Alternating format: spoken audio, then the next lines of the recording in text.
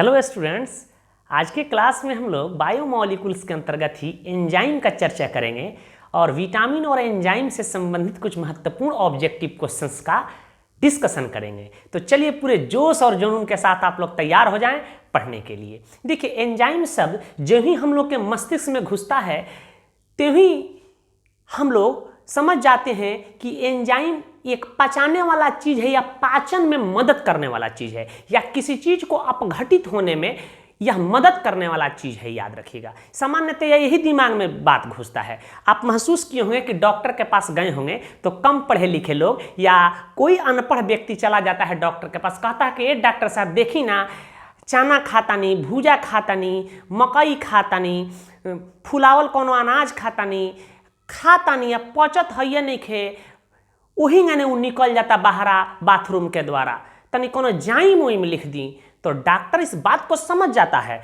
और अपने डायग्नोसिस के अनुसार वह दवा लिखता है। तो देखिए, एक अनपढ़ व्यक्ति, कम पढ़ा लिखा व्यक्ति भी यह बात समझ रहा है कि जाइम का मतलब पचाने में मदद करने वाला कोई चीज। बिल्कुल कंसेप्ट क्लियर है, यही चीज जाइम है। तो अब हम लोग जानेंगे इसको डिटेल्स में कि एंजाइम क्या है, एंजाइम की खोज कैसे हुई, एंजाइम का नामकरण कैसे किया गया, कौन कौन ऐसे एंजाइम हैं जिनका महत्वपूर्ण उपयोग होता है। इन तमाम चीज़ों की हम लोग चर्चा करेंगे। तो पिछले लेक्चर से यह स्पष्ट है कि एंजाइम एक बायोमॉलिक्यूल्स है, अर्थात यह एक कॉम्प्लेक्स ऑर्गेनिक कंपाउंड है। तो चलिए इसे शुरू करते हैं। पहली बात आपको जानना है एंजाइम से संबंधित कि यह एक बायोमॉलिक्यूल्स है। बायोमॉलिक्यूल्स है या यूं कहें कि नाइट्रोजन कंटेनिंग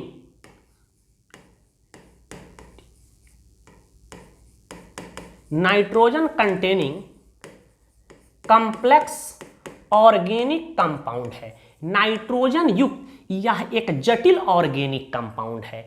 यह जीवधारियों के शरीर में स्वतः बनते हैं और यह हमारे शरीर में, पेड़ पौधों के शरीर में, जानवरों के शरीर में जो अभिक्रियाएं होती हैं उसमें उत्प्रेरक का कार्य करता है। और उत्प्रेरक तो समझते हैं, वह पदार्थ जो अभिक्रिया के दर को परिवर्तित करता है उसको हम लोग उत्प्रेरक कहते हैं। तो यह हमारे शरीर में करता क्या है, जितने भी बायोकेमिकल रिजेक्शन होती है उसमें यह उत्प्रेरक का कार्य करता है, अभिक्रिया के दर को बढ़ाता है, एक्टिवेशन एनर्जी को कम करता है और अभिक्रिया के दर को बढ़ाने का कार्य करता है। पहली बात ये समझिएगा। दूसरी चीज आइएगा, देखिए, अभी तक बायोकेमिस्ट्री के द्वारा 3000 एंजाइम का पहचान किया जा चुका है। 3000 एंजाइम की पहचान किया जा चुका है, जिसमें से 10% ही कमर्शियली अवेलेबल है, अर्थात 300 एंजाइम ही कमर्शियली अवेलेबल है। ये बात जानकारी के लिए याद रखिएगा। अब प्रश्न उठता है कि क्या एंजाइम जो है प्रयोगशाला में भी बनाया जा सकता है कि नहीं। ये तो स्पष्ट हो गया कि लिविंग सेल के द्वारा ही प्रोड्यूस होते हैं। तो पहले आइए हम लोग समझते हैं इसकी डिफिनीशन को। देखिए, आप इसको डिफाइन कर सकते हो कि एंजाइम एक नाइट्रोजन युक्त जटिल कार्बनिक यौगिक है जो लिविंग सेल के द्वारा प्रोड्यूस होता है या लिविंग सेल के द्वारा उत्पन्न होता है तथा जीवित लिविंग सेल में किसके द्वारा उत्पन्न होता है, हमारे बॉडी में जो ऑर्गन होते हैं उसके द्वारा, पेनक्रियाज के द्वारा, लीवर के द्वारा, किडनी के द्वारा, इंटेस्टाइन में, लार में, सब पाया जाता है। याद रखिएगा, तो लिविंग सेल के द्वारा यह प्रोड्यूस होते हैं तथा जीवित प्राणियों में होने वाले बायोकेमिकल रिजेक्शन में उत्प्रेरक का कार्य करते हैं। ये बात समझ चुके हैं कि यह बायोकैटलिस्ट है और हमारे शरीर में जो भी बायोकेमिकल रिजेक्शन होगा उसमें उत्प्रेरक का कार्य करते हैं, मतलब अभिक्रिया के दर को बढ़ाने का काम करते हैं। अब आते हैं कि एंजाइम के खोज से संबंधित कुछ चंद बातों को हम लोग देखते हैं। देखिए, कुहने नाम के एक साइंटिस्ट थे, उन्होंने ही ईस्ट में पाए जाने वाले खमीर का नाम एंजाइम दिया। तो एंजाइम नाम किसने दिया, आप याद है, कुहने नाम के साइंटिस्ट ने। और खमीर में पाए जाने वाले, ईस्ट में पाए जाने वाले जो खमीर था उसी का नाम इन्होंने एंजाइम दिया। परंतु बुकनर नाम का एक साइंटिस्ट था जिन्होंने सबसे पहले ईस्ट से एक एंजाइम को निकाल दिया जिसका नाम रखा गया जाइमेज। याद रखिएगा, तो ईस्ट से निकालने वाला एंजाइम कौन था, जाइमेज था। इसको सर्वप्रथम किसने निकाला, बुकनर ने निकाला। इसलिए इनको 1907 में, याद रखिएगा, नोबेल प्राइज से सम्मानित किया गया। नोबेल प्राइज से सम्मानित किया गया, याद रखिएगा। दूसरी चीज, अब क्या प्रश्न उठता है कि यह लिविंग सेल के द्वारा तो प्रोड्यूस होते हैं, क्या इसे लैब में बनाया जा सकता है। हाँ, इन्हें लैब में भी बनाया जा सकता है। तो प्रथम आर्टिफिशियली मतलब लैब में बनाया गया एंजाइम था, याद रखिएगा, लैब में 1969 में प्रथम एंजाइम बनाया गया राइबोन्यूक्लियेज, याद रखिएगा,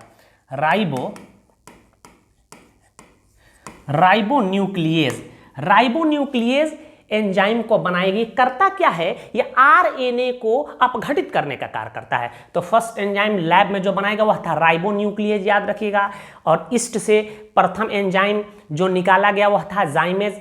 एंजाइम का नामकरण किस, एंजाइम शब्द को किसने दिया था, कुहने नामक वैज्ञानिक ने। इन तथ्यों को भी आप याद रखिएगा। अब देखिए जो प्रश्न आपके एग्जाम में सीधे पूछे जाते हैं, बहुत ही महत्वपूर्ण प्रश्न पूछे भी जा चुके हैं बिहार बोर्ड में, कि सभी एंजाइम ग्लोबुलर प्रोटीन होते हैं, याद रखें, गोलाकार प्रोटीन, और यही प्रोटीन जो होते हैं जल में घुल के कोलाइडी विलयन का निर्माण करते हैं। तो सभी एंजाइम प्रोटीन होते हैं, याद रखिएगा, ग्लोबुलर प्रोटीन होते हैं, परंतु सभी प्रोटीन एंजाइम नहीं होते हैं। लेकिन सभी प्रोटीन एंजाइम नहीं होते हैं, अर्थात सभी प्रोटीन बायोकैटलिस्ट का कार्य नहीं करते हैं, याद रखिएगा। दूसरी चीज, इसके नामकरण से संबंधित कुछ प्रश्न पूछे जाते हैं।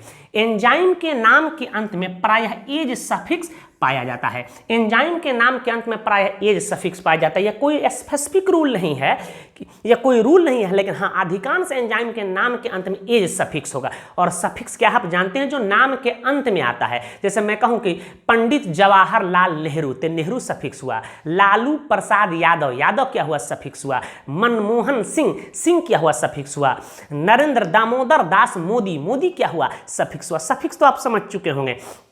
तो एंजाइम के नाम के अंत में क्या आता है बेटा जी, एज सफिक्स होता है। अब आइए इसका नामकरण कैसे किया गया ये देखते हैं। देखिए एंजाइम जो जितने हैं, जिस पदार्थ को पचाने में या अपघटित करने में ये सहायता करता है, उसी पदार्थ के नाम के अंत में एज जोड़ देते हैं। यदि वह सुक्रोज को अपघटित कर रहा हो तो उस एंजाइम का नाम पड़ जाएगा सुक्रेज। लैक्टोज को अपघटित कर रहा है तो उसका नाम रख दिया गया लैक्टेज, याद रखिएगा। इसी प्रकार एंजाइम का नामकरण किया गया। हाँ, कुछ एंजाइम का नाम जो है उसके स्रोत के आधार पर भी दिया गया। जैसे पपीता में, कच्चा पपीता हो या पका हुआ पपीता हो, पपाया जिसको कहते हैं, उसमें पापेन एंजाइम पाया जाता है, जो पापेन प्रोटीन को क्या करता है, अपघटित करने का कार्य करता है। कई बार एनडीए में, रेलवे एसएससी के एग्जाम में पूछा जा चुका है कि पपीता में कौन एंजाइम पाया जाता है, तो पापेन, PAIN, पापेन। और यह पापेन प्रोटीन को ही अपघटित करने का कार्य करता है।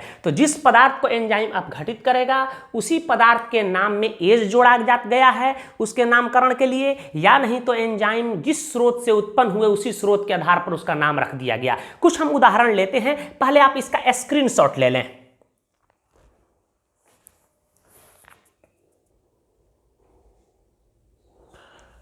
तो इतना बात आप समझ चुके होंगे। हम कुछ उदाहरण देखते हैं, ध्यान दीजिएगा।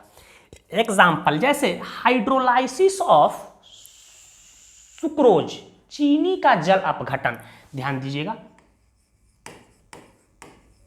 हाइड्रोलाइसिस ऑफ केन शुगर कह दे तो केन शुगर चीनी कह दो, या फिर यूं कहें कि सुक्रोज कहें तो सुक्रोज, या इसी को मोलासेस कहते हैं, सीरा। यह रिजेक्शन कई बार पूछा भी गया है कंपटीशन में। चीनी का जल अपघटन, अब देखिए मोलासेस, चीनी को पानी में घोरना नहीं है। आप चीनी के फैक्ट्री में गए होंगे, चीनी मिल में, चीनी निकालने पर जो गंदा पानी बच जाता है चीनी पानी को, उसको मोलासेस कहते हैं। उसी को लेना, उससे शराब बनाई जाती है, आप सुने होंगे। अब देखिए कैसे रिजेक्शन होता है, एंजाइम का फंक्शन, का एंजाइम कैसे अभिक्रिया को फास्ट कर रहा है। देखिए यही चीनी है बेटा जी हमारा C12H22O11, इसी को हम लोग सुक्रोज कहते हैं, सुक्रोज कहते हैं। और इसमें पानी डाल लेते हैं, इसको डाइल्यूट कर देते हैं, या चीनी का यह डाइल्यूट सॉल्यूशन होता है, यूं कहे, ध्यान दीजिएगा। यही चीनी का सॉल्यूशन है, चीनी पानी का सॉल्यूशन है। देखिए एक एंजाइम है इन्वर्टेज, या इसी को हम लोग सुक्रेज भी,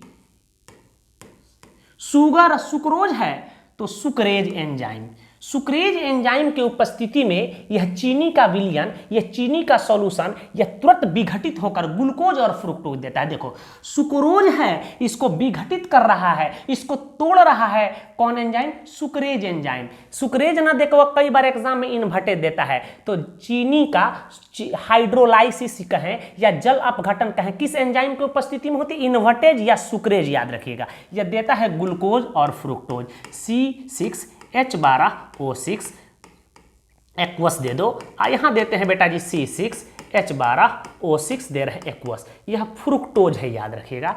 FRUCTOS फ्रुक्टोज, सबसे मीठा शर्करा, सबसे मीठा कार्बोहाइड्रेट, याद रखिएगा फ्रुक्टोज होता है। वैसे इसका ट्रिक बता देते हैं कि इसके मीठापन को कैसे हम लोग याद रखेंगे, घबराने की जरूरत नहीं, सब चीज का ट्रिक एंड टेक्निक जरा हटके ट्रिक से हम लोग समझते चलेंगे। यह है हमारा ग्लूकोज। ग्लूकोज अब आपके दिमाग में आएगा क्या, कम केमिस्ट्री जानकार व्यक्ति, अरे ग्लूकोज और फ्रुक्टोज का मॉलिक्यूलर फॉर्मूला तो सेम है भैया। तो आपको बताए थे कि ग्लूकोज में एल्डिहाइडिक ग्रुप और OH ग्रुप पाया जाता है, जबकि फ्रुक्टोज में कीटोन ग्रुप और OH ग्रुप पाया जाता है। इसमें कायरल कार्बन एटम की संख्या 4 होता है, इसमें 3 होता है। तो कार्बोहाइड्रेट में हम लोग डिटेल स्ट्रक्चर पर भी चर्चा करेंगे। अब देखिए ये तो टूट गया ग्लूकोज और फ्रुक्टोज में। अब यही ग्लूकोज और फ्रुक्टोज एक एंजाइम होता है, याद रखिएगा जाइमेज, उसके उपस्थिति में टूट करके बड़े पैमाने पर इथाइल अल्कोहल देता है। और ये प्राप्त कहां से होता है बेटा जी? याद रखिए ईस्ट से, ईस्ट से मिलता है। देखिए अब देखिए यहां देखिएगा, यही हमारा C6H12O6, यही हमारा ग्लूकोज और फ्रुक्टोज है। यह एक एंजाइम है, याद रखिएगा जाइमेज। जाइमेज एंजाइम की उपस्थिति में टूट करके इथाइल अल्कोहल देता है, C2H5OH प्लस CO2, और यही CO2 गैस निकलता है जिसके कारण इथाइल अल्कोहल बनता है, उसमें बुलबुला पाई जाती है। इसको बैलेंस कर दो, कार्बन हमारा हो रहा है वहां 6, तो यहां भी कर दो 6, हमारा दे 4 और 2 6, हमारा हाइड्रोजन हो रहा है यहाँ देख लो 12, तो यहाँ 5 दूनी का 10 2 12 हो रहा है। तो देख रहे हैं कि यह किस में कन्वर्ट हो गया बेटा जी? इथाइल अल्कोहल में। तो एक बात आप याद रखिएगा, बड़े पैमाने पर औद्योगिक स्तर पर हमारे याद रखिएगा इथाइल अल्कोहल इसी विधि से बनाया जाता है। चीनी के पानी को हम लोग क्या करते हैं, इन्वर्टेज एंजाइम के उपस्थिति में टूट करके ग्लूकोज और फ्रुक्टोज देता है, पुनः ग्लूकोज या फ्रुक्टोज, ग्लूकोज और फ्रुक्टोज दोनों तोड़ता है, याद रखिएगा ग्लूकोज या फ्रुक्टोज जाइमेज नामक एंजाइम के उपस्थिति में टूट करके इथाइल अल्कोहल देता है। तो देख रहे हैं कि एंजाइम क्या कर रहे हैं, इस अभिक्रिया को फास्ट कराने में मदद कर रहे हैं। इसी प्रकार एक और एग्जाम्पल हम देते हैं, ध्यान दीजिएगा, स्टार्च। स्टार्च है, अब स्टार्च हमको किससे मिलता है? आलू से मिलता है, मोटे अनाज हम लोग खाते हैं, मक्का का बाल खाते हैं, गेहूं खाते हैं, स्टार्च है। अब स्टार्च जो होता है यह मेरे बाबू एमाइलेज, एमाइलेज या इसी को हम लोग कहते हैं टाइलिन,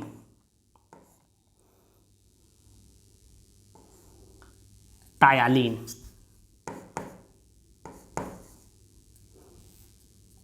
टायालीन, टायालीन। यह टायालीन जो एंजाइम जो होता है, याद रखिएगा लार में पाया जाता है, उसी को एमाइलेज भी कहा जाता है। इसके उपस्थिति में स्टार्च को तोड़ देता है और हमको क्या प्राप्त है? N glucose. ग्लूकोज के एन अणु हमारे हमको प्राप्त होते हैं, जिससे हमको एनर्जी प्राप्त होती है। देख रहे हैं एंजाइम का फंक्शन। इसी प्रकार यूरिया जो होता है, यूरेज नामक एंजाइम, यूरिया का सूत्र याद रखिएगा यही होता है NH2CONH2, यह यूरिया है। जल ले लो, हाइड्रोलाइसिस करना है, यूरेज, यूरेज यूरिया है, यूरिया है। यूरेज नामक एंजाइम की उपस्थिति में, यूरेज कहाँ? सोयाबीन में पाया जाता है। तो यूरेज नामक एंजाइम की उपस्थिति में यही यूरिया टूट करके अमोनिया देता है, NH3 और CO2 देता है। समीकरण को बैलेंस कर दो बेटा जी। नाइट्रोजन यहाँ देख रहे हो, इसको साफ लिख दो NH2। नाइट्रोजन हमारा यहाँ 2 हो रहा है, तो यहाँ 2 कर दो। हाइड्रोजन देख लो 2 2 4, यहाँ 2 6, 3 दूनी के 6, कार्बन 1 कार्बन 1, ऑक्सीजन एटम हमारा 1 यहाँ 1 यहाँ 2, तो यहाँ 2 हो रहा है। तो देख रहे हैं कि यूरिया को अपघटित किया तो इसका नाम यूरेज पड़ा, ठीक है। शुगर को अपघटित किया तो सुक्रेज पड़ा। तो ये कुछ महत्वपूर्ण रिजेक्शन है, इसको दिमाग में आप याद रखिएगा। बड़े पैमाने पर मोलासेस से ही, केन शुगर से ही बड़े पैमाने पर इथाइल अल्कोहल बनाया जाता है। कई बार ये जेई में भी पूछा गया है प्रश्न, नीट में भी पूछा गया है कि किस एंजाइम के उपस्थिति में शुगर टूट करके ग्लूकोज और फ्रुक्टोज देता है, इन्वर्टेज या सुक्रेज। और पुनः पूछा गया है कि ग्लूकोज और फ्रुक्टोज किस एंजाइम के उपस्थिति में टूट करके इथाइल अल्कोहल देते हैं, जाइमेज, याद रखिएगा। इसका भी स्क्रीनशॉट ले, आगे बढ़ते हैं।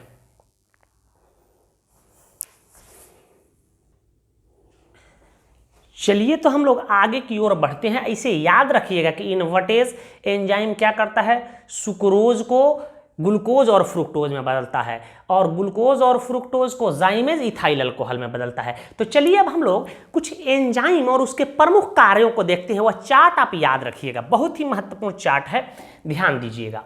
देखिए यही एमाइलेज है, या इसी को हम लोग कहते हैं बेटा जी टाइलिन। हिंदी में इसको हम लोग टाइलिन कहते हैं, ध्यान दीजिएगा। इसी को कहते हैं टाइलिन। यह लार में पाए जाने वाले, सैलिवा में पाए जाने वाला एंजाइम है, ठीक है। यह भोजन को पचाने में मदद करता है, यह डाइजेस्टिव एंजाइम है यूं कहें तो। कभी ये प्रश्न पूछता है कि भोजन पचना कहाँ से प्रारंभ होता है, तो अपने मुंह से ही शुरू हो जाता है, लार मिलता है, जितने चबा चबा कर डॉक्टर कहता है खाना खाओ।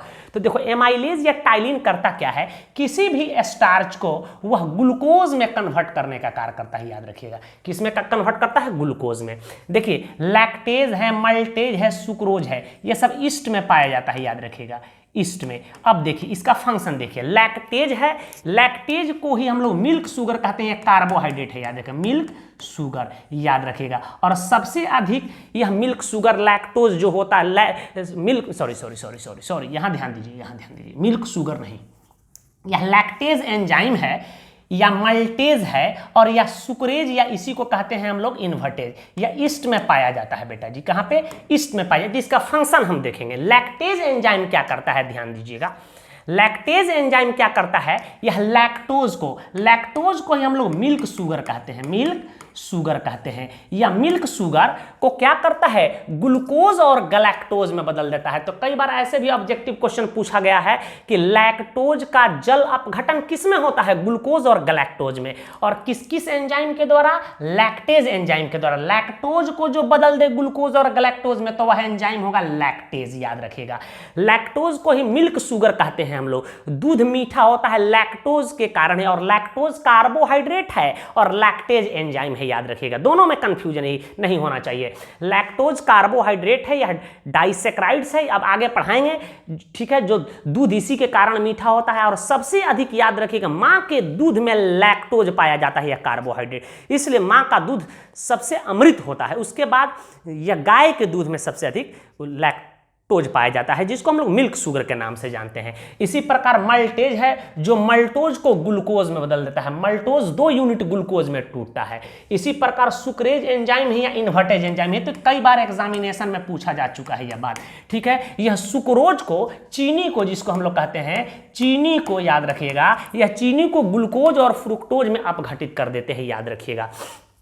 अब देखिए यूरेज, यह सोयाबीन में पाया जाता है यूरेज, यह यूरिया को क्या करता है, अमोनिया और CO2 में अपघटित कर देता है, याद रखिएगा, ठीक है। नेक्स्ट है न्यूक्लियस एंजाइम, यह DNA RNA को न्यूक्लियोटाइड्स में परिवर्तित कर देता है। और DNA RNA या न्यूक्लिक एसिड क्या है, पॉलीन्यूक्लियोटाइड्स है।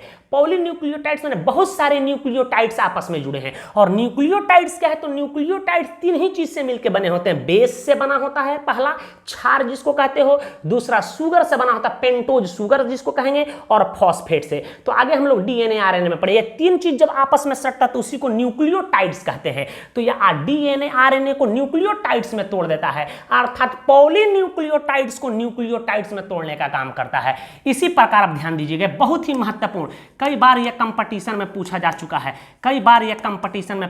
चुका है, हमारे पेट में पेप्सिन, ठीक है, पेनक्रियाज से जो निकलने वाला जूस होता है, या यूं कहें कि यह सब डाइजेस्टिव एंजाइम है, याद रखिएगा। यह सब करता क्या है, जिस एंजाइम के नाम के अंत में सीन दिखाई दे, यह करता क्या है, प्रोटीन को तुरंत अपघटित करने का कार्य करता है। और प्रोटीन को किस में अपघटित करेगा, अल्फा अमाइनो एसिड में। चूंकि आपको पता है कि जो भी प्रोटीन होते हैं वह अल्फा अमाइनो एसिड का ही संघनन बहुलक होता है, याद रखिएगा। और बहुत सारे अल्फा अमाइनो एसिड जो होते हैं वह पेप्टाइड बॉन्ड के द्वारा जुड़े होते हैं, इसलिए उसको पेप्टाइड्स भी कहा जाता है, ठीक है।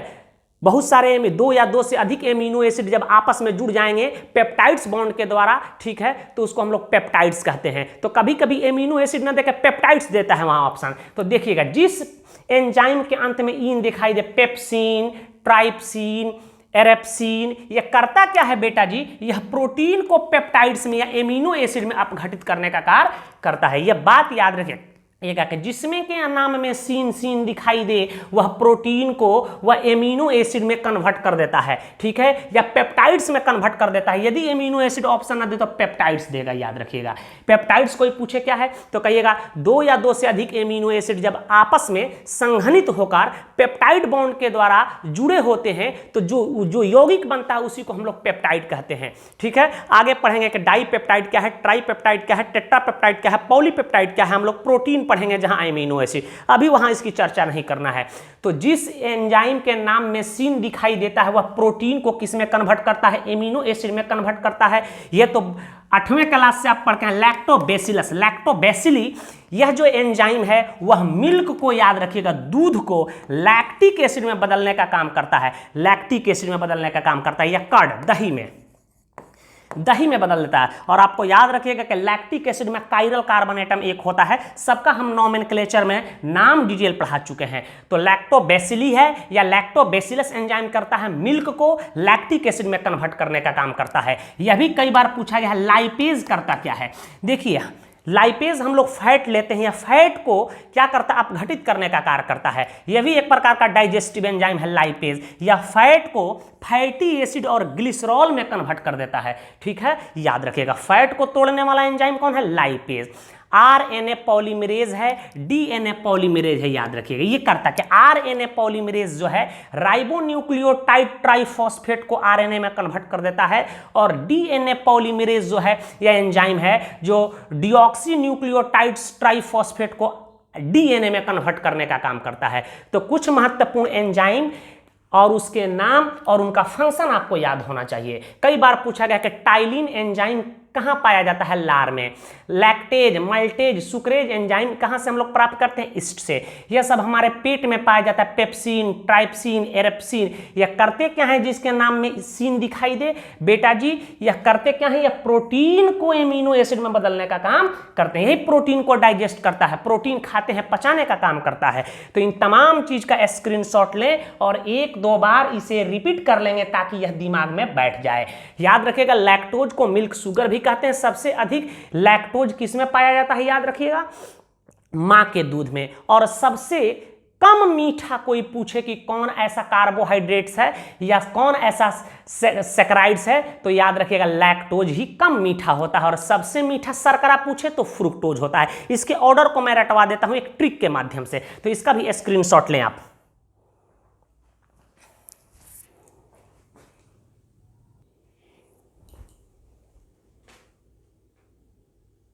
आइए हम लोग कुछ महत्वपूर्ण नोट्स को देखते हैं जो डायरेक्ट प्रश्न आपके एग्जाम में या पूछा जाता है। तो ऑब्जेक्टिव टाइप क्वेश्चंस के लिए इन तथ्यों को याद रखिएगा।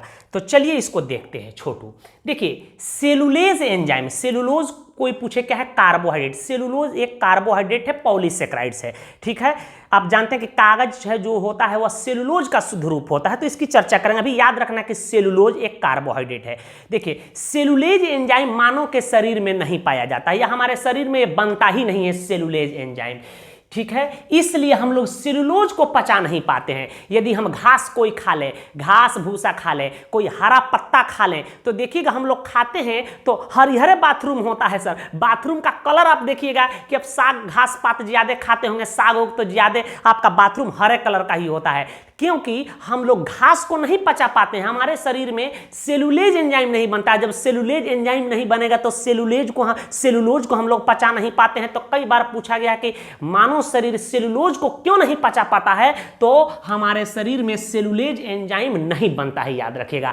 घास खाओगे हरिहरे बाथरूम हो जाएगा, याद रखिएगा। यह बात आप स्पष्ट समझ चुके होंगे। एक टाइलिन है जिसको एमाइलेज के नाम से भी जाना जाता है। टाइलिन जो एंजाइम है लार में पाया जाता है, या एक डाइजेस्टिव एंजाइम है, याद रखिए, जो भोजन को पचाता है, याद रखिएगा। बहुत ही महत्वपूर्ण कई बार ये पूछा गया है। देखिए हार्ट में जो धमनियां होती हैं, यहां देख रहे हो, यही हमारा कोरोनरी धमनी है बेटा जी। इसी में क्या होता है, खून का थक्का जम जाता है तो दिल का दौरा पड़ने लगता है या हार्ट अटैक हो जाता है और आदमी मर जाता है। देख रहे हो, यही देख रहे हो ना, देख रहे हो ना, यहाँ है कॉर्नरी, हमारा कॉर्नरी आर्टरी, याद रखिएगा, यही हमको कहते हैं कॉर्नरी धमनी। इसी में खून का थक्का जम जाने से दिल का दौरा पड़ता है और आदमी मर जाता है।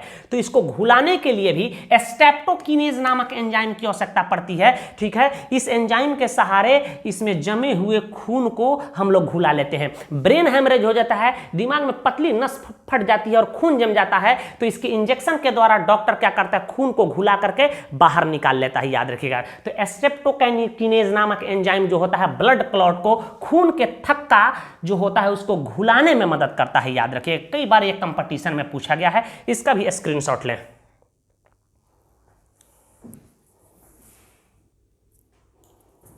चलो फटाफट स्क्रीनशॉट लो, आगे की ओर बढ़ते हैं बेटा जी। अब इस चीज को समझिएगा,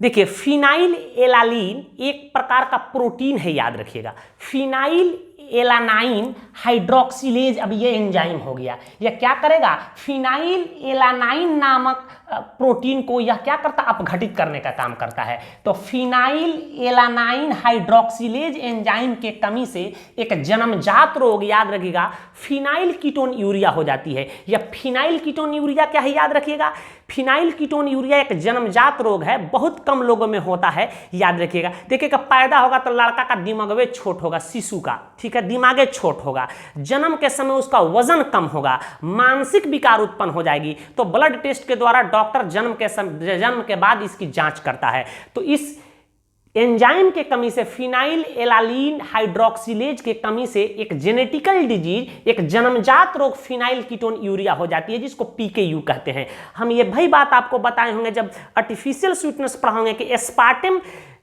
इस तरह के पीड़ित व्यक्ति को एस्पार्टम नहीं देने की सलाह दी जाती है, नहीं तो यह रोग विकार और बढ़ सकता है। बात तो समझ गए होंगे। अब आइए तनी भुआरा को देखिए, भुआरा को, है भुआरा को देख रहे हैं ना, ऐसा जरूर आप कहीं ना कहीं देखे होंगे, लड़का को या आदमी को भुआरा, गांव देहात में इसको भुआरा लोग कहता है। इसका बाल भुअर है, भौं भुअर, आंख भुअर, बाल भुअर, भुआरा का सब भुअरे होता है, ठीक है। इसको लोग भुआरा कहते हैं। इसी बीमारी को रंगीनहीनता भी कहते हैं, रंगहीनता, इस बीमारी को हम लोग कहते हैं रंगहीनता, याद रखें, रंगहीनता, या इसी को कहते हैं वर्ण अंधता। इसको एल्बिनिज्म बीमारी के नाम से हम लोग जानते हैं।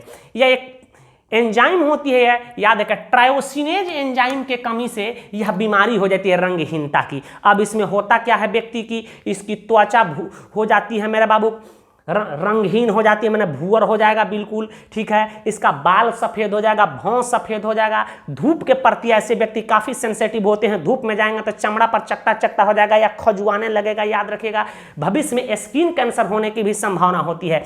तो ट्रायोसिनेज नामक एंजाइम के कमी से रंगहीनता बीमारी हो जाती है, याद रखिएगा। है देख लो भुआरा, इसी बीमारी को कहते हैं हम लोग कौन सी, एल्बिनिज्म बीमारी। आगे बढ़े तो भुआरा को देख लीजिए, ऐसा भुआरा को जरूर आप कहीं ना कहीं देखे होंगे। समझिएगा कि भैया एक प्रकार की यह बीमारी है और एक ट्रायोसिनेज एंजाइम की कमी से हो जाती है। बहुत कम लोगों में ऐसा होता है, आप देखे होंगे।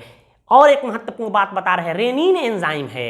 या रेनिन एंजाइम करता क्या है, दूध को अस्कंदित करता है। जैसे दूध में हम लोग नींबू डालते हैं ना तो दूध फट जाता है, तो उसी प्रकार यह क्या करता है, यह दूध को स्कंदित करने का काम करता है, दूध के कणों को सटाने का काम करता है। तो रेनिन एंजाइम का उपयोग पनीर की औद्योगिक उत्पादन में किया जाता है, पनीर बनाने में इस एंजाइम का प्रयोग किया जाता है। अभी पढ़े पेप्सिन एंजाइम, देख रहे हैं, यह क्या करता है भैया, प्रोटीन को एमिनो एसिड में, प्रोटीन को पेप्टाइड में बदलने का काम करता है। तो पेप्सिन का उपयोग चमड़े को मुलायम करने में भी किया जाता है। तो यह बात आप समझ गए होंगे। तो ले लो तने फटाफट भुआरा का फोटो ले लो, रंगहीनता, तने भुआरा का फोटो लो, फटाफट स्क्रीनशॉट करो। आइए कुछ और बात हम लोग समझते हैं कि एंजाइम की क्रियाशीलता कैसे बढ़ती है। ध्यान से समझिए, दो टर्म है, कोफैक्टर, इसी को कोएंजाइम भी कहा जाता है, और प्रोथेस्टिक ग्रुप क्या है। देखिए, क्रियाशीलता के लिए एंजाइम अपनी क्रियाशीलता को बढ़ाने के लिए नॉन प्रोटीन कंपोनेंट, ठीक है, नॉन प्रोटीन कंपोनेंट जैसे विटामिन हो सकता है, कोई आयन हो सकते हैं, से कोवैलेंट बॉन्ड के द्वारा यह जुड़ जाता है, जिसे कोफैक्टर या कोएंजाइम कहा जाता है। पहली बात कि एंजाइम अपनी क्रियाशीलता को बढ़ाने के लिए, अपनी शक्ति को बढ़ाने के लिए, अपनी ताकत को बढ़ाने के लिए यह non protein component non protein अवयव से जाकर सट जाता है, चिपक जाता है, और किस बॉन्ड के द्वारा? कोवैलेंट बॉन्ड के द्वारा, जिसको कोफैक्टर या कोएंजाइम कहा जाता है, याद रखिएगा। और नॉन प्रोटीन कंपोनेंट, जो नॉन प्रोटीन कंपोनेंट जिससे हमारा एंजाइम जुड़ते हैं, उसको प्रोथेस्टिक ग्रुप कहा जाता है। और ये प्रोथेस्टिक ग्रुप करते क्या हैं? एंजाइम के क्रियाशीलता को बढ़ा देते हैं, एंजाइम के क्रियाशीलता को बढ़ाने का काम करते हैं। यह स्वयं कैटलिस्ट का काम नहीं करते हैं, लेकिन हाँ एंजाइम के साथ जुड़ेगा तो एंजाइम की क्रियाशीलता बढ़ाने का कार्य कर देगा। ये दो प्रकार के हो सकते हैं, याद रखिएगा। कुछ हो सकते हैं इनऑर्गेनिक आयन और कुछ ऑर्गेनिक मॉलिक्यूल हो सकते हैं। इनऑर्गेनिक आयन कौन कौन हो सकते हैं? जिंक आयन हो सकता है, मैग्नीशियम आयन हो सकता है, ठीक है, आयरन का आयन हो सकता है, कोबाल्ट का आयन, कॉपर का आयन, मैग्नीज का आयन, सोडियम का आयन, पोटेशियम का आयन हो सकता है। यह जो ही एंजाइम के संपर्क में आते हैं, एंजाइम से जुड़ते हैं, एंजाइम की सक्रियता को बढ़ाने का कार्य करते हैं, ठीक है। दूसरी चीज ऑर्गेनिक मॉलिक्यूल हो सकता है, जैसे थायमीन हो सकता है, विटामिन B1, यह जाके जुड़ जाए किसी एंजाइम से तो उसकी सक्रियता बढ़ जाती है। राइबोफ्लेविन, नियासिन, ETC, ये जो ही एंजाइम के साथ जुड़ते हैं उसकी क्रियाशीलता को बढ़ा देते हैं। आप देखिएगा डॉक्टर कहता है खाने पीने के बाद फल मूंग खाइए, सलाद खाइए। क्यों? देखिए हमारे पेट में तो डाइजेस्टिव एंजाइम है, जो ही हम लोग फल मूंग खाएंगे, सलाद खाएंगे, ठीक है, हरे चीज खाएंगे तो उससे हमको विटामिन मिलती है। जो ही हमारे शरीर में विटामिन मिलेगी, जो ही वह जाएगा एंजाइम से जुड़ेगा तो एंजाइम की सक्रियता को बढ़ा देगा। इसलिए डॉक्टर सलाह देता है कि खाना खाने के बाद खाने में आप सलाद का सेवन कीजिए, खाने में आप फल फ्रूट का सेवन कीजिए, क्योंकि वह एंजाइम की सक्रियता को बढ़ाए और आपके अंदर जो बायोकेमिकल रिएक्शन हो रहा है सही ढंग से हो। बात आप समझ चुके होंगे, तो इसका भी स्क्रीनशॉट लें।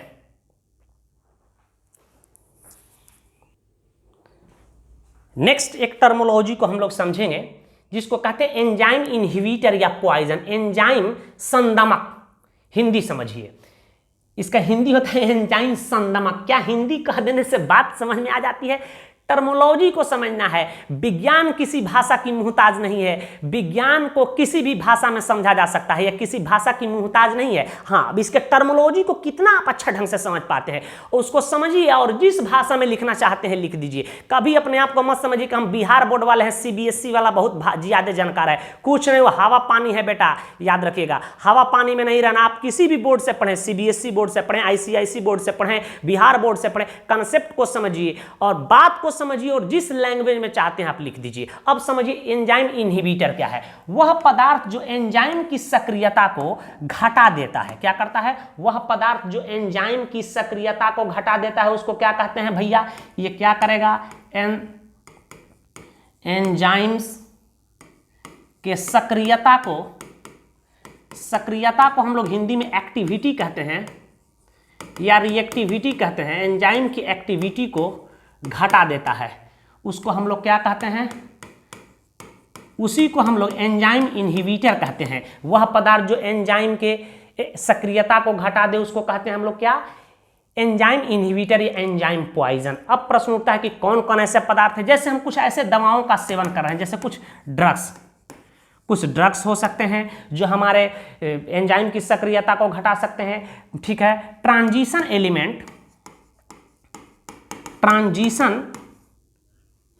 एलिमेंट के कुछ आयन हो सकते हैं, जैसे मरकरी के आयन हो सकते हैं, ठीक है, सिल्वर का आयन हो सकता है, ठीक है, साइनाइड आयन है भैया, यह एंजाइम की सक्रियता को घटाता है। DNP का नाम सुने होंगे, DNP, डाइनाइट्रो 2,4 डाइनाइट्रोफिनॉल, 2,4 डाइनाइट्रोफिनॉल। यह क्या करेंगे? एंजाइम की सक्रियता को घटाने का काम करते हैं। इसके अतिरिक्त और भी पदार्थ आते हैं भाई जी, यहां ध्यान दो।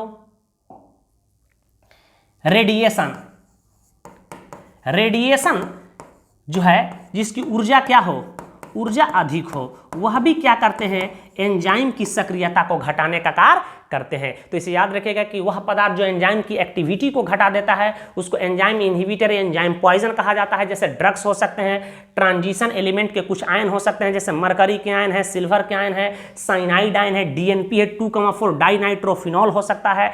कुछ रेडिएशन, ठीक है, कुछ विकिरण ऐसे हैं जिसकी एनर्जी हाई होती है, वह क्या करेगा, वह एंजाइम के क्रियाशीलता को घटाने का कार्य करेंगे। तो इसका भी स्क्रीनशॉट लें। अब आइए हम लोग कुछ एंजाइम के प्रॉपर्टीज को देखते हैं। तो चलिए हम लोग एंजाइम के प्रॉपर्टी को देखेंगे। सबसे पहले एंजाइम के हम लोग केमिकल नेचर को देखेंगे। एंजाइम क्या है, तो एक कॉम्प्लेक्स मैक्रोमॉलिक्यूल है, याद रखिएगा। कॉम्प्लेक्स का मतलब क्या है, जटिल। मैक्रो का मतलब होता है बड़ा और माइक्रो का मतलब छोटा। मैक्रो मॉलिक्यूल होता है। आप कह सकते हैं कि एंजाइम जो होता है एक जटिल बृहद अणु होता है। इसी को हिंदी में हम लोग कहते हैं बेटा जी बृहद अणु, या बृहद अणु होता है, याद रखिएगा। अर्थात यह प्रोटीन का अणु है, याद रखिएगा। दूसरी चीज, इसका मॉलिक्यूलर वेट जो होता है, इसका मोलर मास जो होता है बहुत उच्च होता है। बृहद अणु फॉर्मूला बड़ा तो उसका मॉलिक्यूलर वेट, मोलर मास ज्यादा होता है। लगभग यह 15, इसका मोलर मास 15,000 से लेकर 10⁶ ग्राम पर मोल होता है, याद रखिएगा। इसका मोलर मास बहुत हाई होता है। दूसरी बात, इसकी बहुत ही महत्वपूर्ण प्रॉपर्टी के हाईली स्पेसिफिक नेचर का होता है, यह अति विशिष्ट प्रकृति का होता है। अब इसको समझिए, विशिष्ट प्रकृति का मतलब क्या है कि यह विशिष्ट प्रकृति के होते हैं, अर्थात एक एंजाइम केवल एक ही प्रकार के अभिक्रिया को उत्प्रेरित करता है, याद रखें। ऐसा नहीं कि चीनी शुगर को जो ग्लूकोज और फ्रुक्टोज में तोड़ रहा है, ठीक है, वही हमारा मल्टोज को भी तोड़ देगा, वही हमारा स्टार्च को भी तोड़ देगा। नहीं, एक एंजाइम जो होता है एक ही प्रकार के अभिक्रिया को उत्प्रेरित करता है, याद रखिएगा। जैसे कि एक चाबी केवल एक विशेष प्रकार के ताले को ही खोलती है, याद रखिएगा, ठीक है। तो कभी कभी पूछा जाता है कि एंजाइम और सबस्ट्रेट, एंजाइम जिस प्रकार कर रहा है उसमें कौन सा संबंध होता है, ताले और चाबी का संबंध होता है। तो जिस प्रकार एक चाबी एक विशेष प्रकार के ताले को खोलती है, उसी प्रकार एक एंजाइम किसी एक ही अभिक्रिया को उत्प्रेरित कर सकता है। जैसे एग्जांपल के तौर पे समझ लीजिए, यूरिया जो एक प्रकार का एमाइड है, याद रखिएगा। यूरिया एमाइड है क्योंकि इसमें एमाइड ग्रुप पाया जाता है, याद रखिएगा। इसका आयुपैक नाम सब पढ़ा चुके हैं, याद रखिए। यूरेज नामक एंजाइम की उपस्थिति में टूट करके अमोनिया देता है और CO2 देता है। परंतु यूरेज सभी एमाइड को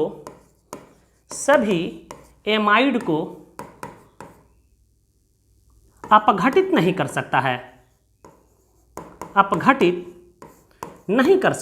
नहीं कर सकता है, याद रखिएगा। यहां देख रहे हैं कि यूरिया एक एमाइड है, इसका फॉर्मूला सबको पता है, NH2 C double bond O NH2। तो देख रहे हैं एमाइड ग्रुप है कि नहीं बेटा जी। तो यूरिया एक प्रकार का एमाइड है, याद रखिएगा। तो इसको देख रहे हैं कि यूरेज नामक एंजाइम अमोनिया और CO2 में अपघटित कर रहा है, लेकिन अब यही यूरेज जो है सभी एमाइड को अपघटित नहीं कर सकता है। इसमें एक विशिष्ट प्रकृति पाई जाती है, बात समझ चुके होंगे। दूसरी चीज, मोस्ट हाईली इफिशिएंट, ये अत्याधिक दक्ष होते हैं, याद रखिएगा। अत्याधिक दक्ष माने इसमें बहुत ही दक्षता पाई जाती है। ये अभिक्रिया के दर को, एक्टिवेशन एनर्जी को घटा देते हैं। एक्टिवेशन एनर्जी हम लोग पढ़ेंगे केमिकल काइनेटिक में भी, याद रखिए। अभिक्रिया के दर को बढ़ाते कैसे, एक्टिवेशन एनर्जी को घटाते हैं और अभिक्रिया के दर बढ़ जाती है। ये अभिक्रिया के दर को 10⁸ से 10⁻20 गुना बढ़ा सकते हैं। इसके एक अणु प्रति मिनट, याद रखिएगा, 1 मिलियन अणुओं को ट्रांसफॉर्म कर सकता है प्रोडक्ट में, ठीक है। इसके एक अणु प्रति मिनट 1 मिलियन अणुओं को क्या करता है, ट्रांसफॉर्म करने की क्षमता रखता है। अर्थात जिससे स्पष्ट होता है कि अत्याधिक दक्ष होते हैं। बात समझ चुके होंगे। इसका भी स्क्रीनशॉट लें।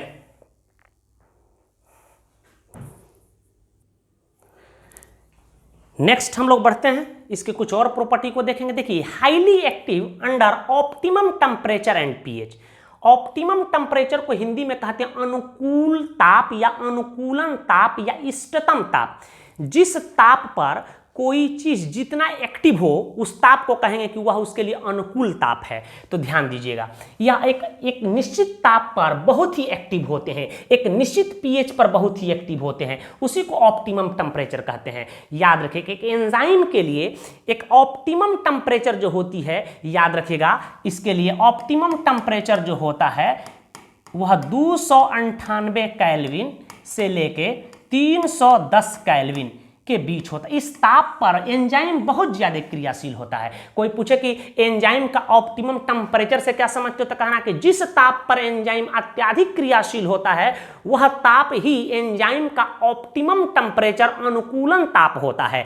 तो किस ताप पर 298 केल्विन, या इसी को हम लिख सकते हैं कमरे का ताप 24 डिग्री सेल्सियस से 37 डिग्री सेल्सियस, जो मानव शरीर का तापमान होता है उस पर एंजाइम काफी एक्टिव होता है, 37 से 40 हो सकता है। लेकिन पपाया में पाए जाने वाला एक एंजाइम है, याद रखिएगा पापेन, वह लगभग 60 डिग्री पर भी एक्टिव होता है, 60 डिग्री सेल्सियस पर, तो अलग चीज है। तो इसके लिए अनुकूलन ताप क्या है, याद रखिएगा 298 केल्विन से 310 केल्विन। जिस ताप पर एंजाइम अधिक क्रियाशील होता है उसको लिए उसका वह ऑप्टिमम टेम्परेचर कहलाता है। अब देखिए इसका ऑप्टिमम पीएच क्या होता है। जिस पीएच पर एंजाइम सबसे अधिक एक्टिव हो उसी को हम लोग कहते हैं उसका ऑप्टिमम पीएच। लगभग 5 से 7 पीएच पर यह ज्यादा एक्टिव होता है। याद रखें पीएच मान तो आप पढ़े हैं, वह विलयन जिसकी पीएच मान 7 हो, उदासीन हो, 7 से कम हो, अम्लीय हो, 7 से अधिक हो, क्षारीय होता है। तो इस पीएच पर यह काफी एक्टिव होता है। इसे भी याद रखिएगा, कई बार यह पूछा जा चुका है। अब एक प्रश्न आता है कि भाई क्या एंजाइम की मात्रा कितनी आवश्यकता पड़ती है, इसकी न्यून मात्रा की आवश्यकता पड़ती है किसी रिएक्शन में। यह रीजेनरेट होता है, रीजेनरेट होता है तो इसकी न्यून मात्रा ही सक्रियता के लिए पर्याप्त होता है। जैसे समझिए कार्बोनिक एनहाइड्रेज एक एंजाइम है, याद रखिएगा, present in red blood cell of the blood. यह खून के लाल रक्त कणिकाओं में पाया जाता है यह एंजाइम, ठीक है। यह कार्बोनिक एनहाइड्रेज जो एंजाइम के एक अणु जो होते हैं वह 36 मिलियन हाइड्रोजन कार्बोनेट के अणुओं को CO2 तथा H2O में प्रति मिनट विघटित कर सकता है। देखिए इसकी न्यून मात्रा ही इतना काम कर रहा है। जैसे समझिएगा यही हमारा कार्बोनिक एसिड है H2CO3, या रिवर्सेबल रिजेक्शन शरीर में होता है, याद रखिएगा कार्बोनिक एनहाइड्रेज एंजाइम है। यह क्या करता है, H2CO3 यह कार्बोनिक एसिड को यह तोड़ता, कार्बोलिक एसिड को फिनॉल कहते हैं, यह कार्बोनिक एसिड है, यह करता है CO2 में तोड़ता है और H2O में तोड़ता है। याद रखिएगा प्रति मिनट, ठीक है, इसके एक अणु इसके 36 मिलियन अणु को तोड़ने का शक्ति रखता है। इसके एक अणु प्रति मिनट इसके 36 मिलियन अणु को तोड़ने का शक्ति रखता है। तो देखिए भैया इसकी न्यून मात्रा ही अभिक्रिया के लिए, सक्रियता के लिए पर्याप्त है। तो इसकी प्रॉपर्टी है, इसका भी स्क्रीनशॉट लें। तो चलिए अब हम लोग कुछ मल्टीपल चॉइस क्वेश्चंस को देखते हैं। क्वेश्चंस आपके सामने होगा, आपको मुहर लगाना है और ठप्पा लगाना है और आगे बढ़ना है। हमें कमेंट बॉक्स में उत्तर देते चलिएगा ताकि हम समझ सकें कि आप बात को समझ चुके होंगे। तो पहला प्रश्न रौरा सामने आवे था, ए पर लगाई मुहर मारी ठप्पा। देखिए कौन प्रश्न का कहता, कह रहा है कि एंजाइम जीवित तंत्रों को ऊर्जा प्रदान करता है, रोग प्रतिरोधक क्षमता प्रदान करता है, ऑक्सीजन वहन करता है, या जैविक विधियों को उत्प्रेरित करता है। आंसर दीजिए, आंसर दीजिए फटाफट। चलिए फटाफट आंसर दीजिए। अरे बहुत लोगों का आंसर सही आ रहा है, वेरी गुड वेरी गुड। चलिए फटाफट आंसर दीजिए, वेरी गुड। डी आंसर सही हो रहा है कि यह उत्प्रेरक का कार्य करता है, बहुत लोगों का सही आंसर है। तो इसका आंसर हमको क्या होना चाहिए, डी, कि यह जैविक विधियों में उत्प्रेरक का कार्य करता है। चलिए आगे इस प्रश्न को देखिए, मारिए मोहर लगाइए ठप्पा। कौन सही होगा, एंजाइम है जीवित जीव, मृत जीव, जीवित कोशिकाओं में बने जटिल नाइट्रोजनीय पदार्थ इनमें से कोई नहीं। तो अभी बताएं कि nitrogen containing complex organic compound होता है। बहुत लोगों का आंसर सही आ रहा है, बहुत लोगों का आंसर सही आ रहा है, बिल्कुल बिल्कुल सी सही होगा, बिल्कुल बिल्कुल सी सही आंसर होगा आपका, वेरी गुड। आगे बढ़ें, नेक्स्ट क्वेश्चन की ओर बढ़ रहे हैं। कह रहा है कि पेप्सिन जो है एंजाइम किसको जल किसको जल अपघटित करता है? तो अभी बताएं जिस एंजाइम के नाम में सीन दिखाई दे वह क्या करता है? प्रोटीन को किसमें बदलता है? एमिनो एसिड में। प्रोटीन को किसमें बदलता है? एमिनो एसिड में। तो मारो आंसर कौन होगा? बिल्कुल बहुत लोगों का सही आंसर। देखते देखते बाग जादू क्या क्या कमाल कर रहे हैं भाई, बिल्कुल देखते देखते प्रश्न का उत्तर दे रहे हैं। बिल्कुल प्रोटीन को एमिनो एसिड में कन्वर्ट करने का कार्य करता है। आगे बढ़ें, देखिए भोजन पचाने में प्रयुक्त होने वाला एंजाइम टाइलिन पाया जाता है। बताइए, लार में, रक्त में, आंत में, एडर्नल ग्रंथि में, किस में पाया जाता है भैया? वेरी गुड, बहुत लोग का सही आंसर है लार में। Very good very good. Next प्रश्न की ओर बढ़ते हैं हम लोग। कह रहा है कि निम्न में से कौन सा एंजाइम ब्लड क्लॉट, खून के थक्के को घुलाने में सहायक होता है? वेरी गुड, आंसर दीजिए। स्ट्रेप्टोकिनेज है, यूरेज है, ट्राइप्सिन है, एरेप्सिन है। वेरी गुड, आंसर सही हो रहा है स्ट्रेप्टोकिनेज। Streptokinase, very good. चलिए फटाफट फटाफट आगे बढ़िए, मारिए मोहर लगाइए ठप्पा। कौन सा आंसर सही होगा? प्रोटीन एंजाइमों द्वारा, कह रहा है प्रोटीन एंजाइमों द्वारा निम्न में से किसमें जल अपघटित होता है? तो अभी बताया गया है कि प्रोटीन एंजाइम द्वारा किसमें अपघटित होगा? या तो पेप्टाइड्स दिया हो ऑप्शन, या तो एमिनो एसिड। अभी बताएं, कोई भी प्रोटीन हो, कोई भी प्रोटीन हो, याद रखिएगा वह एंजाइम की उपस्थिति में, एंजाइम के उपस्थिति में किसमें टूटते हैं भैया? अल्फा अमाइनो एसिड में। अल्फा अमाइनो एसिड में अपघटित होंगे। चाहे वह पेप्सिन हो, ट्राइप्सिन हो, कोई भी एंजाइम हो वह एमिनो एसिड में टूटेगा। तो हमारा आंसर एरोमेटिक एसिड नहीं होगा, हाइड्रोक्सी एसिड नहीं होगा, डाई कार्बोक्सिलिक एसिड नहीं होगा, एमिनो एसिड होगा। चलो आगे बढ़ते हैं, आंसर सही हो रहा है। अब देखिए इसका आंसर दीजिए। वेरी गुड, एंजाइम है, एंजाइम है। वेरी गुड, मारिए मोहर लगाइए ठप्पा। क्या होगा आंसर? बहुत लोगों का सही आ रहा है। वेरी गुड, एंजाइम एक प्रकार का प्रोटीन है। यह बिहार बोर्ड में भी पूछा जा चुका है। बहुत लोग का आंसर सही आ रहा है। वेरी गुड, आगे की ओर बढ़ते हैं। कह रहा है कि सुक्रोज का हाइड्रोलाइसिस, जल अपघटन, किस एंजाइम के उपस्थिति में करने पर ग्लूकोज और फ्रुक्टोज देता है? यह जेई में भी पूछा जा चुका है और नीट के एग्जाम में भी कई बार पूछा जा चुका है। तो शुगर का जल अपघटन सुक्रेज के उपस्थिति में या इन्वर्टेज के उपस्थिति में होता है। बहुत लोग का आंसर सही आ रहा है। Answer B, very good, answer B होगा। वेरी गुड, बहुत अच्छा। चलिए आगे की ओर बढ़ते हैं हम लोग। कह रहा है कि निम्न में से कौन सर्वाधिक मीठा शर्करा है? वेरी गुड, बहुत ही महत्वपूर्ण प्रश्न, यह बिहार बोर्ड में भी पूछा गया है। अब देखिए इसको याद करने की एक ट्रिक हम आपको बता देते हैं, याद रखिएगा। लैला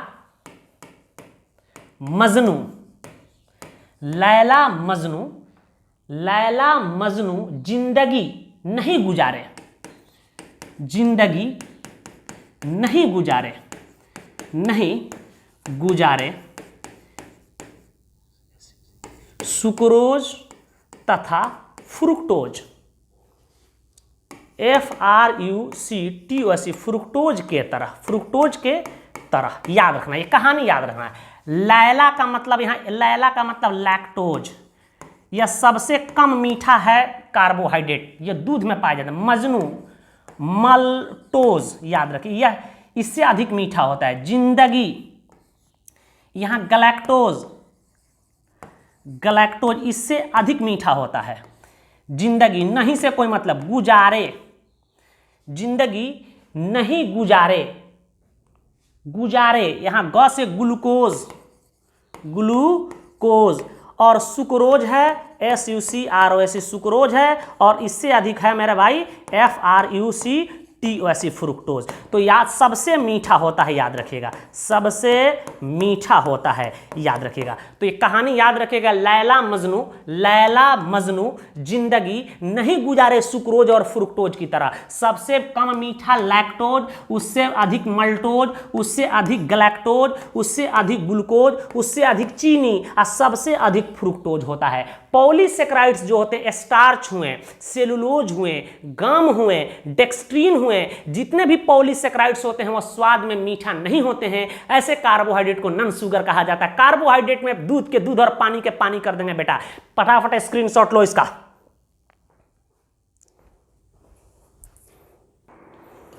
चलो आगे की ओर बढ़ते हैं। मारो मोहर लगाओ ठप्पा। विटामिन से कुछ महत्वपूर्ण ऑब्जेक्टिव क्वेश्चन कई बार ये कंपटीशन में। किस विटामिन B12 में कौन सी धातु पाई जाती है? बताना है। Fe+2 पाया जाता है, कोबाल्ट+2 है कि कोबाल्ट+3 है, Zn+2 है? बताए लोग। बताइए, बहुत लोग का सही आंसर आ रहा है, कुछ लोग आंसर गलत दे रहे हैं, कुछ लोग आंसर गलत दे रहे हैं, कुछ लोग सी पे टिक लगा रहे हैं। गलत बात है, कोबाल्ट हमेशा ट्राईवैलेंट फॉर्म में पाया जाता है, तो आंसर इसका बी होगा। ये तो बहुत महत्वपूर्ण क्वेश्चन है, विटामिन में पढ़ाए थे। चलिए आगे की ओर देखते हैं। विटामिन सी के कमी से होने वाला रोग, देखिए बेरी बेरी पहला ऑप्शन दिया है, या B1 के कमी से होता है। रिकेट्स जानते हैं डी के कमी से होता है। हीमोफीलिया विटामिन खून का थक्का नहीं जमना के कमी से होता है। और ओंठ का फटना, ठीक है, माउथ का कॉर्नर फटना ही स्कॉर्बी बीमारी होती है, ये सी के कमी से होता है। बहुत लोग का आंसर सही आ रहा है डी, आंसर स्कॉर्बी। आगे की ओर देखिए, विटामिन सी का रासायनिक नाम होता है, बताइए आंसर क्या होगा। मारियम मोहर लगाइए ठप्पा, कौन सही होगा। वेरी गुड वेरी गुड, कुछ लोगों का आंसर बिल्कुल सही आ रहा है, आंसर ए सही आ रहा है, एस्कॉर्बिक एसिड। या सी का रासायनिक नाम है टोकोफेरॉल। किस विटामिन, विटामिन ई का नाम है थियामिन। विटामिन B1 का नाम है रेटिनॉल। विटामिन ए का नाम है, रिपीट भी हो जाएगा आपको, फटाफट स्क्रीनशॉट लें इसका। चलिए क्वेश्चन देखिए, मारिए मोहर लगाइए ठप्पा, किस विटामिन को एलो एंजाइम कहा जाता है, आपको बताए थे एलो एंजाइम। इस विटामिन को बताए थे कि वी कॉम्प्लेक्स लेने पे पेशाब पीला होने लगता है आपको, तो विटामिन, किस विटामिन को, कौन सा बी ग्रुप का विटामिन है। बहुत लोगों का आंसर सही आ रहा है, कुछ लोग गलत मार रहे हैं, B6 गलत है। वेरी गुड, कुछ लोग का आंसर बिल्कुल ए सही है, विटामिन B2 को ही हम लोग क्या कहते हैं, एलो एंजाइम के नाम से जानते हैं। नेक्स्ट बढ़ते हैं, देखिए प्रश्न आपके सामने है, मारियम मोहर लगाइए ठप्पा कि किस विटामिन के कमी से नाइट ब्लाइंडनेस या नेक्टोलोपिया बीमारी हो जाती है, जिसको रतौंधी कहते हैं, रात सांझ शाम होते हैं तो टोयाने लगेगा। वेरी गुड, मारिए आंसर, कौन सा सही होगा। वेरी गुड, कुछ लोग का आंसर विटामिन ए कह रहे हैं, सही है बिल्कुल, विटामिन ए के कमी से ही हो जाती है हमारी रतौंधी बीमारी। चलिए क्वेश्चन देखिए, किस विटामिन को एंटी इन्फेक्शन विटामिन कहते हैं, जवाब दीजिए इसका। मारिए मोहर लगाइए ठप्पा सही आंसर पे। वेरी गुड, बहुत लोग का आंसर, सबका आंसर सही है बिल्कुल। विटामिन ए को हम लोग एंटी इन्फेक्शन विटामिन, प्रतिरक्षी विटामिन कहते हैं। बताए थे कि यह अझुरा जाता है किसी से, जब शरीर में मेरे भाई कोई वायरस बैक्टीरिया घुसता है उससे अझुराता है ही, ठीक है। यहाँ ध्यान दो, किस विटामिन के कमी से हीमोफीलिया बीमारी हो जाती है, खून का थक्का नहीं जमना। आंसर दीजिए, मारिए मोहर लगाइए ठप्पा। वेरी गुड, विटामिन के ए ऑप्शन करेक्ट है, विटामिन ए। आगे की ओर बढ़ते हैं, कह रहा है किस विटामिन को एपेटाइट विटामिन कहते हैं, भूख लगाने वाला विटामिन। जवाब दीजिए, कौन ऐसा बी ग्रुप का विटामिन है जिसको भूख लगाने वाला विटामिन कहते हैं, जवाब दीजिए। किस विटामिन को कहते हैं, जवाब दीजिए आप। बहुत लोग का आंसर गलत आ रहा है, बहुत लोग का आंसर गलत आ रहा है बाबू, बहुत लोग का आंसर गलत आ रहा है, सही जवाब दीजिए। भूख लगाने वाला विटामिन किसको कहते हैं, थियामिन को। वेरी गुड, कुछ लोग का सही आ रहा है, विटामिन B1 को ही हम लोग क्या कहते हैं, थियामिन को, एपेटाइट विटामिन। नेक्स्ट प्रश्न की ओर बढ़ते हैं, किस विटामिन को में प्लेगरा प्रिवेंटिंग फैक्टर पाई जाती है, और आपको बताए थे कि कुत्ता का जबान काला हो जाता है। जवाब दीजिए, B3 दिया है, B6 दिया है, B12 दिया है, B9 दिया है। मारिए मोहर लगाइए ठप्पा। वेरी गुड, B3, बहुत लोग का आंसर सही आ रहा है, B3 पर टिक लगाइए। नेक्स्ट क्वेश्चन हम लोग देखते हैं, निम्न में से कौन सा विटामिन न तो जल में घुलनशील और नहीं वसा में, तो विटामिन B7 दिया है, B9 दिया है, B12 दिया है, B6। B7 को ही विटामिन H कहते हैं, बायोटीन। B9 को हम लोग कहते हैं फॉलिक एसिड। तो आपको पता है कि विटामिन H पानी में नहीं घुलता है, ना वसा में घुलता है, तो बहुत लोग का आंसर ए सही हो रहा है। Very good. अंतिम प्रश्न हम लोग देखेंगे, कह रहा है कि विटामिन डी के लिए कौन सा कथन सत्य नहीं है, जवाब दीजिए। मारिए मोहर लगाइए ठप्पा, कौन सा सही होगा।